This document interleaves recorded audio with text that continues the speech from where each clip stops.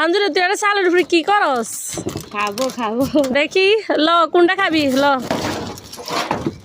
একদম বড়টা হে একা একা খাইস না।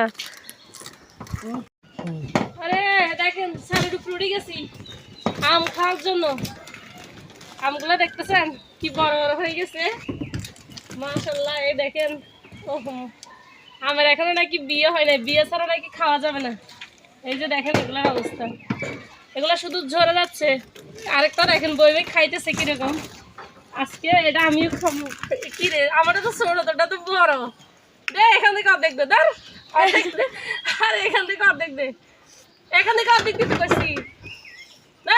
এটা এটা কি খাওয়া যায় না? এখান থেকে দে, এখান থেকে দে। এত কিপটার কিপটা নিজে খাইবে শুধু সবকিছু, মানে আমার বাগে নাই। চল দেখেন বিয়ে ছাড়া আম খেয়ে ফেলতেছি বিসমিল্লাহ।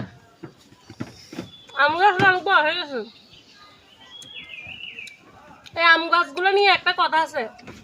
আমার দাদা যখন এই আম গাছগুলো লাগায় তখন আমার দাদি বলতো এগুলো আপনার লাগাই কি করবেন, আপনি কি খাইতে পারবেন, আপনি তো থাকবেন না। এখন আমার দাদা বলে তুই বেশি কথা বলিস না, এগুলো আমার নাতিদের জন্য।